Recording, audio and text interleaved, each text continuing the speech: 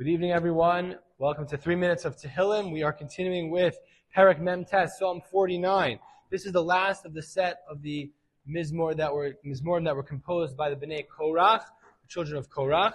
And in this Mizmor, we actually say in a Shiva house, after, depending on your minhag, but after Shacharis and after either Mincha or Mariv. So maybe some people may be familiar with this Perek. They're very powerful psukim confronting our own mortality.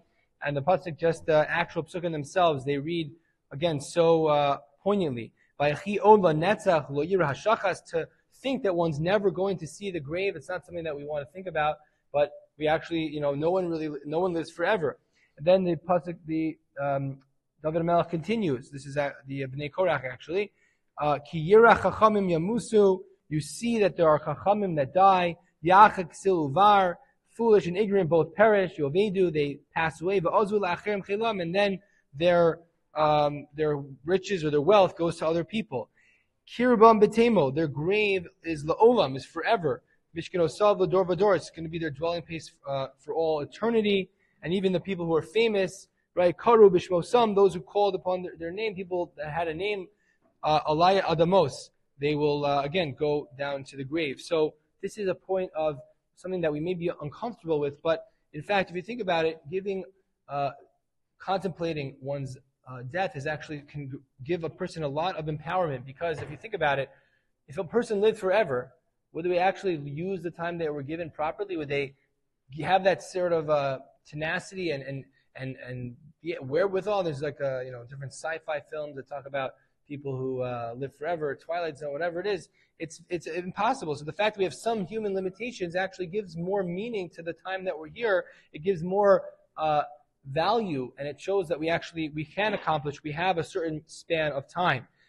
But part of we mentioned this is that the Shiva house. So part of the loss and mourning is contemplating that very fact of loss and contemplating our own human limitations. But there's another part of Shiva. There's another part of the concept of Avelus, of mourning, and that is Nechama, consolation. Where is the consolation in this Perek? It's very gloom, it's very dark, it's very seemingly ominous, and almost like you could say it's giving up hope. So where do we find any Nechama? So I saw Rav Tzvi Hirsch Weinreb suggests, based on the translation that Rav Hirsch gives, the following psukim we find a Nechama in pasuk Yud Daled, starting pasuk Yud Daled through Tes Zayin.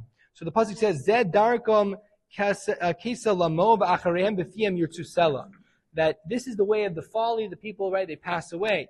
But then the pasuk continues, and it says in the next pasuk, it says in the middle of the pasuk, Yisharim Laboker. The way Rav Hirsch translates this is Yisharim, the ones who were upright, that tzaddikim shall overcome in the morning. Levalos she'ol mizuvalo, that mizvulo, that they're going to actually not rest. Their final resting place is not going to be in the ground. Ach Elokim yivdeh nafshi, that Hashem will redeem my soul miyad she'ol ki achachini sela. Hashem will bring me to Himself forever. What does this mean? So Rav says a beautiful poetic line. He says, death to the wicked, this is obviously a translation from the German, death to the wicked is the night of life's day, while for the Yisharim, the upright, it symbolizes the dawn of a new morning. In other words, for the righteous, death is just the end of one chapter in their life, because in Judaism we believe that people don't die. Bodies die, but the neshama lives on, and therefore it's the end of the life of the wicked in a sense, because they don't perceive anything to be in the afterlife. However, the neshama, the soul, lives on, and the tzaddik, or the yesharim, the language of the pasuk is, they don't see it as the end of the story. They actually not that they live forever, but rather their spirit is not limited. They are not, as the pasuk says, they go la boker, to the morning. To the morning is a metaphor for the world to come, and that is not the final resting place in this world, because the tzaddikim understand that, as we said before, people don't die, bodies die.